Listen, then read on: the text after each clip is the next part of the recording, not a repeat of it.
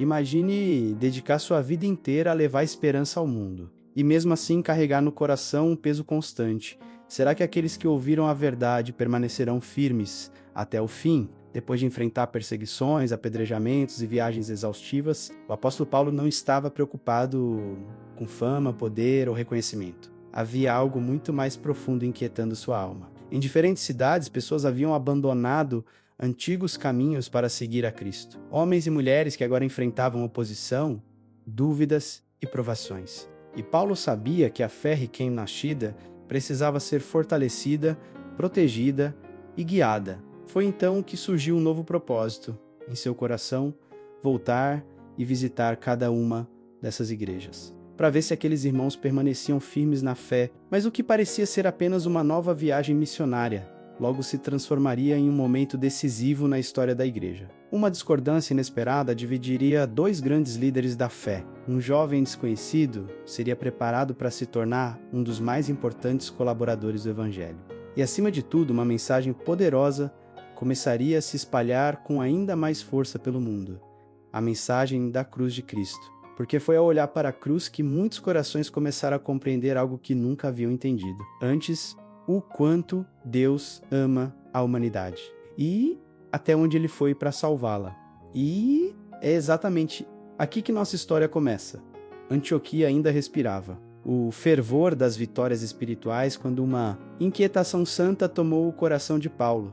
As reuniões haviam terminado, os irmãos se dispersavam lentamente, mas dentro dele ardia uma preocupação que não lhe dava descanso. As cidades que haviam recebido o Evangelho permaneciam em sua memória como rostos vivos. Pessoas reais, irmãos que haviam abandonado antigos caminhos para seguir a Cristo. Então ele se voltou para Barnabé com um olhar decidido e disse: tornemos a visitar nossos irmãos por todas as cidades em que já anunciamos a palavra do Senhor, para ver como estão Atos 15 e 36. Não era apenas uma viagem, era o cuidado de um pastor por aqueles que haviam nascido na fé em meio a perseguições. Paulo sabia que a fé recém-implantada precisava ser fortalecida, protegida e alimentada. O Evangelho não era apenas uma mensagem proclamada, era uma vida que precisava crescer. Esse cuidado pastoral nunca abandonou o coração de Paulo. Mesmo quando se encontrava longe, em campos missionários distantes, sua mente voltava continuamente para aqueles que haviam aceitado a verdade. Ele carregava sobre a alma o peso da responsabilidade espiritual por cada um deles. Seu desejo era vê-los firmes, amadurecidos, avançando na fé. Em suas orações e cartas, ele os exortava a crescer, lembrando-os do chamado divino, aperfeiçoando a santificação no temor de Deus. 2 Coríntios 7:1. Não queria apenas convertidos entusiasmados por um momento, mas homens e mulheres transformados, capazes de permanecer fiéis quando viessem as provações. Sonhava ver comunidades inteiras, ardendo de zelo, dedicadas de todo o coração à obra de Deus, expandindo o reino de Cristo em meio ao mundo que ainda resistia à luz. Barnabé recebeu a proposta com alegria imediata. Seu coração generoso sempre se inclinava para a restauração de vidas, e havia alguém que ele desejava levar consigo naquela nova jornada. Marcos, que antes os havia acompanhado, agora desejava outra oportunidade. O jovem havia refletido profundamente sobre sua decisão passada e estava novamente disposto a dedicar-se ao ministério. Barnabé acreditava que Deus ainda poderia usar aquele rapaz. Paulo, porém, não via a situação da mesma maneira. Em sua mente ainda estava viva a lembrança da primeira viagem missionária, quando Marcos os havia deixado em um momento crítico, voltando para casa quando a obra exigia coragem e perseverança. Para Paulo, o ministério exigia firmeza absoluta. A missão enfrentava perigos, perseguições e sacrifícios. Ele temia confiar responsabilidades tão sérias a alguém que já demonstrara fraqueza diante da dificuldade. A discordância cresceu entre os dois homens de Deus. Ambos desejavam o avanço do Evangelho, mas viam caminhos diferentes diante deles.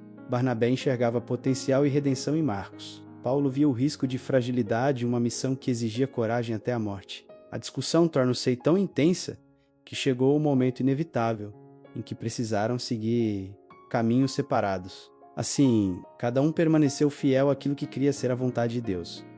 Barnabé tomou consigo Marcos e partiu navegando para Chipre. Paulo escolheu Silas como companheiro de jornada. E os irmãos da igreja, compreendendo a gravidade da decisão, os confiaram à proteção divina. Como está escrito, Barnabé, levando consigo a Marcos, navegou para Chipre. E Paulo, tendo escolhido a Silas, partiu, encomendado pelos irmãos, a graça de Deus, Atos 15, 39 e 40.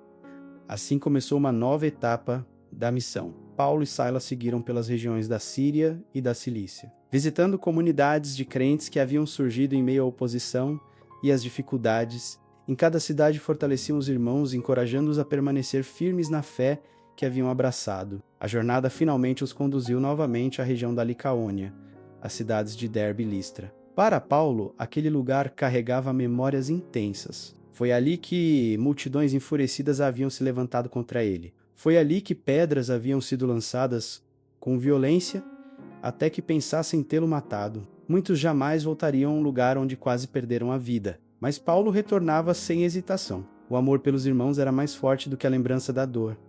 Em Listra, o passado parecia ecoar entre as ruas e colinas. Foi naquele mesmo lugar que Paulo havia caído sob o peso das pedras, cercado por homens dominados pela fúria. Agora, porém, ele caminhava novamente entre os mesmos caminhos, movido por uma esperança silenciosa. Seu coração desejava saber se a fé daqueles que haviam crido resistir às pressões e perseguições. A resposta não demorou a aparecer. Os crentes daquela cidade permaneceram firmes. A verdade que haviam recebido não fora arrancada por ameaças, nem pelo medo. Pelo contrário, a fé havia amadurecido em meio à oposição. Para Paulo, aquilo era uma profunda confirmação de que a obra de Deus não dependia da força humana, mas do poder silencioso do Espírito, atuando nos corações. Entre aqueles crentes, havia um jovem que observava atentamente cada movimento do apóstolo. Seu nome era Timóteo. Ele havia presenciado os sofrimentos de Paulo durante aquela primeira visita, e a coragem demonstrada pelo apóstolo deixara uma impressão profunda em sua mente. Com o passar do tempo, aquela lembrança não desapareceu. Pelo contrário, transformou-se em convicção. Timóteo sentia crescer dentro de si um chamado. Não era apenas admiração pelo trabalho missionário. Era um desejo sincero de dedicar sua vida ao serviço de Deus. Seu coração se ligou ao de Paulo, e ele ansiava por participar daquela missão que levava esperança a tantas pessoas. Silas, companheiro de Paulo, já era um obreiro experiente. Deus lhe havia concedido dons espirituais e sabedoria para servir à igreja. Mesmo assim, o campo missionário era vasto demais para poucos trabalhadores. Cidades inteiras aguardavam ouvir a mensagem do Evangelho. Por isso era necessário preparar novos obreiros. Ao observar Timóteo, Paulo percebeu algo especial naquele jovem. Havia nele respeito pela santidade da missão pastoral, coragem diante da possibilidade de sofrimento e uma disposição humilde para aprender. Ainda assim, Paulo não tomava decisões precipitadas. A responsabilidade do ministério era grande demais para ser confiada sem prudência. Antes de convidar Timóteo para a obra, ele precisava conhecer profundamente seu caráter e sua história. A vida de Timóteo revelava uma formação singular. Seu pai era grego, mas sua mãe era judia. Desde a infância ele havia sido instruído nas escrituras sagradas. Dentro de sua própria casa havia testemunhado uma fé viva e equilibrada. Sua mãe e sua avó guardavam profunda confiança na palavra de Deus e a tratavam como guia para cada decisão da vida. Aqueles ensinamentos haviam moldado o coração do jovem. A lembrança constante das promessas divinas despertava nele o desejo de fazer a vontade de Deus acima de tudo. Assim, enquanto o mundo ao redor apresentava muitas influências perigosas, Timóteo permanecia guardado. A instrução recebida no lar havia cooperado silenciosamente com o propósito divino, preparando-o para responsabilidades muito maiores do que ele ainda podia imaginar.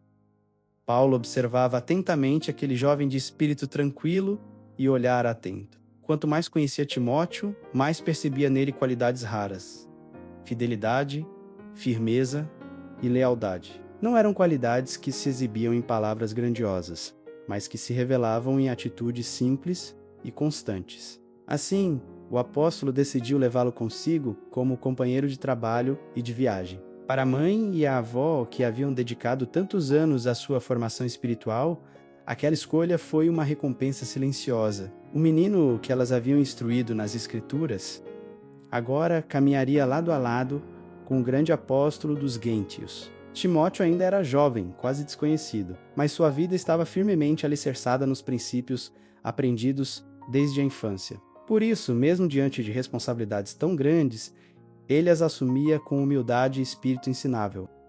Paulo, porém, conhecia profundamente as barreiras culturais que frequentemente impediam o avanço do evangelho. Havia preconceitos arraigados que podiam fechar portas antes mesmo que a mensagem fosse ouvida. Por isso aconselhou prudentemente a Timóteo que se circuncidasse, não porque fosse uma exigência divina para a salvação, mas para remover um obstáculo que poderia impedir muitos judeus de ouvir a mensagem. Nas cidades que visitariam, Paulo frequentemente pregaria nas sinagogas. Se os judeus soubessem que um de seus companheiros era incircunciso, o fanatismo poderia impedir completamente a obra.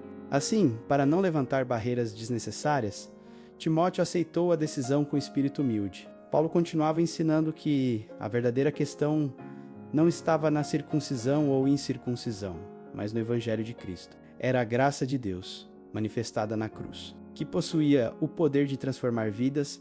Entre Paulo e Timóteo desenvolve-se uma relação profunda, marcada por afeto e ensino constante. O apóstolo chamava aquele jovem de seu verdadeiro filho na fé, 1 Timóteo 1:2, durante as longas jornadas pelas estradas poeirentas e pelas cidades agitadas. Paulo aproveitava cada oportunidade para instruí-lo. Falava-lhe das histórias sagradas, das promessas divinas e das experiências vividas na obra missionária. Não eram apenas lições teóricas, eram conselhos nascidos da experiência, forjados em meio a perseguições e vitórias espirituais. Silas também participava desse processo, reforçando em Timóteo a compreensão da grandeza e da seriedade do ministério. A obra de anunciar o Evangelho não era uma ocupação comum, era um chamado sagrado que exigia consagração total da mente, do coração e da vida. Timóteo, por sua vez, demonstrava um espírito raro entre os jovens. Em vez de agir por impulso ou confiar em suas próprias ideias, buscava constantemente conselho. Cada decisão era considerada com cuidado. Antes de agir, perguntava a si mesmo se aquele era realmente o caminho do Senhor. Esse espírito humilde permitia que o Espírito Santo moldasse seu caráter, como um templo preparado para a presença divina. Sua vida se tornava um instrumento útil nas mãos de Deus. A maneira como Paulo viveu entre os Gálatas torna-se um testemunho tão claro do poder do Evangelho que ele pôde dizer: rogo-vos que sejais como eu, Gálatas 4:12, seus lábios haviam sido tocados pela brasa viva do altar. E com o poder do Espírito ele apresentava Cristo como a única esperança do pecador. Muitos dos que o ouviam percebiam que ele havia estado com Jesus, quando o apóstolo revelava o amor de Deus manifestado no sacrifício de seu Filho. Corações endurecidos se quebrantavam, e surgia a pergunta que ecoava em muitas almas: que devo fazer para salvar-me? Esse foi sempre o centro de sua mensagem. A cruz de Cristo. Paulo jamais pregou a si mesmo, como ele próprio declarou. Não nos pregamos a nós mesmos, mas a Cristo Jesus, o Senhor. E nós mesmos somos vossos servos por amor de Jesus.